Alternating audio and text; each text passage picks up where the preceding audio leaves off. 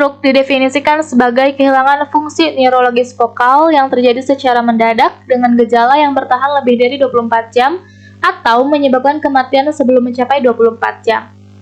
Stroke ini sendiri dibagi menjadi dua jenis. Yang pertama ada stroke iskemik dan juga stroke hemoragik. Stroke iskemik disebabkan karena kurangnya pasokan darah ke otak, biasanya disebabkan karena aterosklerosis.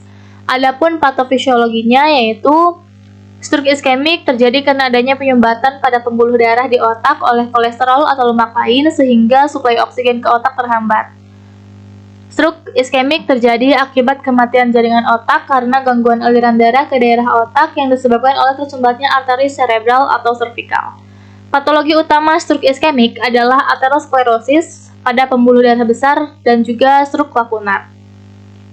Stroke iskemik dibagi menjadi dua jenis. Yang pertama ada stroke trombotik, yaitu stroke yang disebabkan karena adanya penggumpalan darah di arteri, biasanya karena aterosklerosis. Yang kedua yaitu stroke embolik yang terjadi karena adanya penggumpalan darah dari bagian tubuh lain yang terbawa oleh aliran darah dan menyumbat aliran darah di otak. Kemudian ada stroke hemoragik. Stroke ini disebabkan karena pendarahan atau pecahnya pembuluh darah dalam atau di sekitar otak. Adapun patofisiologinya yaitu stroke hemoragik terjadi ketika satu atau lebih pembuluh darah di otak melemah dan pecah menyebabkan pendarahan di sekitar otak. Stroke hemoragik umumnya dipicu oleh hipertensi yang merupakan faktor risiko utama dari stroke. Pecahnya pembuluh darah otak yang kemudian mengakibatkan pendarahan otak, hal ini disebabkan oleh hipertensi. Stroke hemoragik juga dibagi menjadi dua jenis. Yang pertama stroke intrakranial, yaitu pendarahan terjadi pada jaringan otak itu sendiri. Kemudian stroke subarachnoid, yaitu stroke yang terjadi karena pendarahan yang terjadi di ruang antar otak dan lapisan tipis yang menutupi otak dan menyebabkan aneurisma. Selanjutnya ada transient ischemic attack atau TIA atau yang sering disebut dengan serangan stroke selintas. Ini didefinisikan sebagai episode sementara disfungsi neurologis akibat iskemia vokal otak, sumsum tulang belakang, atau retina tanpa infrak akut atau cedera jaringan. TIA ini terjadi selama 30 menit sampai 2 jam. Ini ada gambar yang membedakan antara transient ischemic attack dan juga ischemic stroke.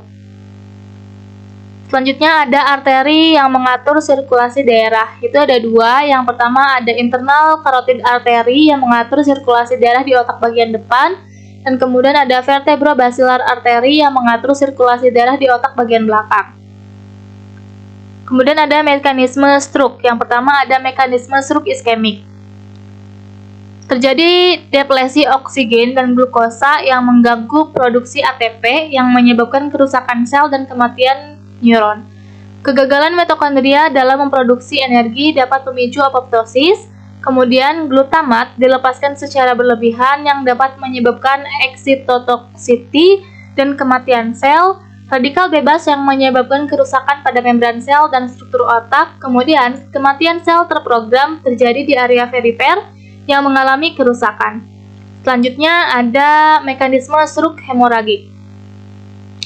Aliran darah ke otak terganggu akibat pecahnya pembuluh darah, kemudian darah yang bocor dapat merusak jaringan otak di sekitarnya.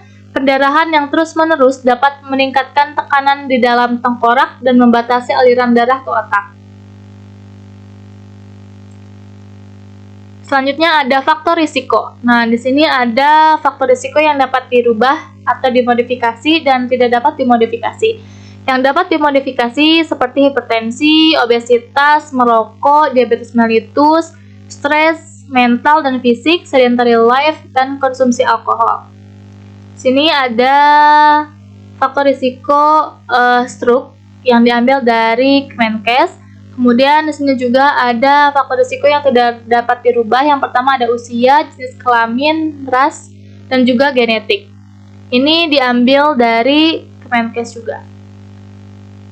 Selanjutnya ada manifestasi klinis atau tanda dan gejala. Yang pertama ada kelemahan atau kelumpuhan seluruh atau separuh tubuh, hilangnya kepekaan secara tiba-tiba, bicara tidak jelas, kesulitan penglihatan, mulut tidak simetris, masalah ingatan, sakit kepala yang menyiksa, sulit menelan air minum. 24-53% pasien stroke mengalami disfagia. Nah, disfagia ini adalah keadaan kesulitan mengunyah yang merupakan gejala dari suatu penyakit. Nah, disfagia ini dapat menyebabkan malnutrisi.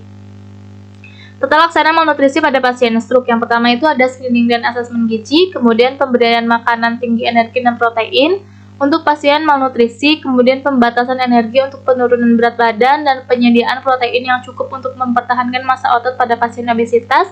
Modifikasi konsistensi makanan padat dan atau cair digunakan untuk pasien dengan disfagia, menjaga asupan makanan dan cairan.